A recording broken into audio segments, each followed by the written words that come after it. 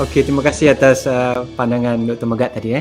So peranan yang dimainkan oleh jurutera yang berdaftar, bukan jurutera yang claim sebagai jurutera saja. Yang ini penting untuk kita sama-sama dapat membangunkan negara, dan juga sebagaimana peranan lembaga jurutera tadi yang dimaklumkan oleh Dr. Megat, iaitu to protect the public. Yang ini adalah amat penting, di mana mana-mana registered person, orang yang berdaftar dengan lembaga jurutera adalah orang yang telah melalui proses dan mempunyai kualiti yang diperlukan untuk membangunkan negara.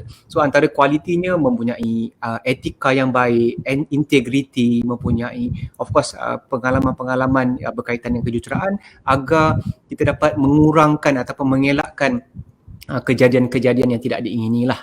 So kita dah hampir dah habis dah 60 minit sebenarnya. Cuma of course sekejap saja. Banyak persoalan yang alhamdulillah kita telah dapat menjawab. Mungkin ada juga yang tidak dapat dijawab pada sesi pada kali ini, tetapi saya yakin dengan adanya sesi sebegini, dengan pendedahan daripada tuan pendaftar kita sendiri, Engineer Dr. Megat Zuhairi, dapat sedikit sebanyaklah membantu pemohon, rakan-rakan, tuan-tuan dan puan-puan yang nak memohon menjadi jurutera profesional yang belum berdaftar sebagai jurutera Siswaza. Sila mendaftar, walaupun dah kerja 25 tahun, 30 tahun, ada yang rasa malu-malu nak daftar, boleh daftar, boleh lawat laman web lembaga jurutera www.bem.org.my, kalau tak silap saya, kalau betul.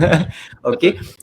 Pihak sekretariat juga telah meletakkan satu form ni di chat, dan yang ini bukannya pendaftaran untuk sesi pada kali ini, ianya lebih kepada survey bagi pihak MySet untuk melaksanakan sesi professional engineer cleaning. Untuk makluman tuan-tuan dan puan-puan, pihak MySet memang mengendalikan professional engineer cleaning di samping sebagai ejen kepada pihak lembaga jurutera melaksanakan peperiksaan PAE Route A bersama ejen yang lain iaitu IEM. So kami juga melaksanakan PNG Clinic. Nama pun klinik, klinik jurutera profesional. Kalau tak sakit, kalau tak ada masalah, terus hantar permohonan anda melalui laman BEM online dah sekarang ni. So kalau ada rasa-rasa perlukan bimbingan, MySet memang melaksanakan program. So kita nak tahu berapa ramai, mungkin kita akan buat secara online. Sebelum ni kita telah buat dengan beberapa badan yang telah berjaya lah, alhamdulillah, beberapa badan dan juga institusi pengajian tinggi dan juga terbuka kepada umum. Yang ni, so kalau dapat isikan borang yang telah pihak sekretariat kepilkan di dalam laman chat. So dengan itu, sebelum kita mengakhiri sesi ini, mungkin Dr. Megat ada pesanan lah untuk semua yang hadir pada petang ni, nak promote ke, nak menggalakkan ke, silakan Dr. Megat sebelum kita tutup. Okey, terima kasih Prof. Saya sebenarnya terpanggil nak sampaikan benda sebab selalu sering saya baca di social media, di platform-platform tertentu yang ramai yang mengadu ataupun merasakan belajar susah-susah sebagai engineer, tapi gaji tak setimpal. Ada yang kata engineering itu sebagai scam dan sebagainya. Sebenarnya saya, mungkin fakta ni mungkin belum finalize, cuma gaji adalah about supply and demand. Cuma berapa analisa saya buat, bila supply melebihi pada demand dan menyebabkan ialah ada gaji turun. Cuma saya berpandangan supply tersebut bukan supply yang realistik. Maknanya population kita kata supply itu adalah di kalangan mereka yang tidak layak menjadi engineer, mereka yang tidak berdaftar. Ada orang yang bukan mendapat degree pun declare mereka sebagai engineer.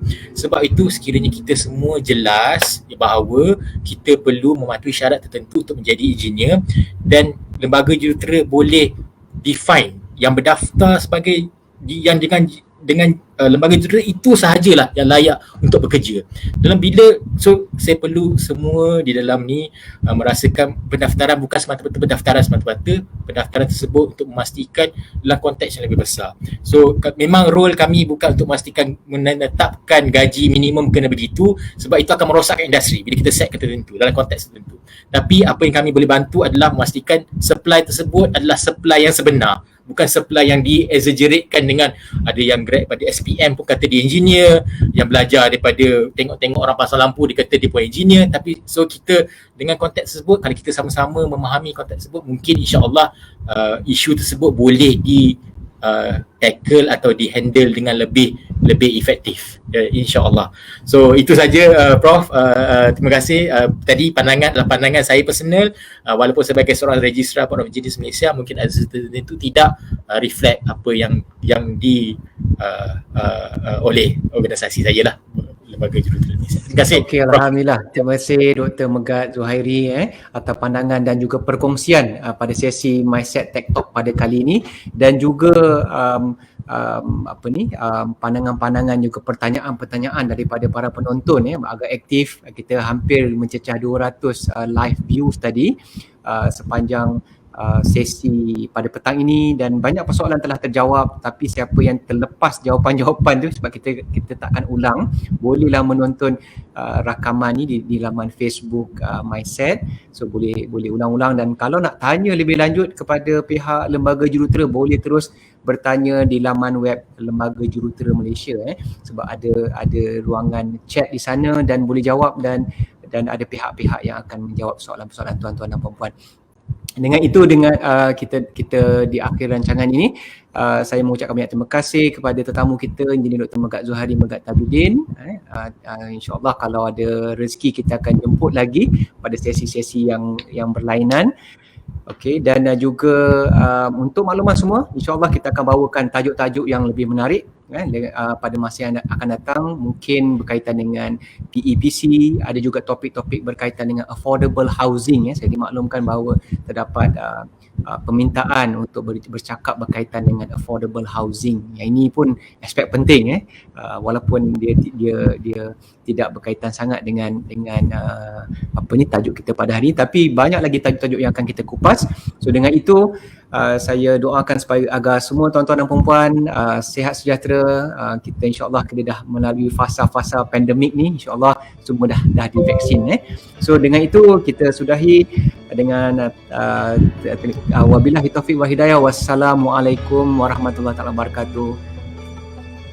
Sekian saja. Terima kasih semua. Terima kasih.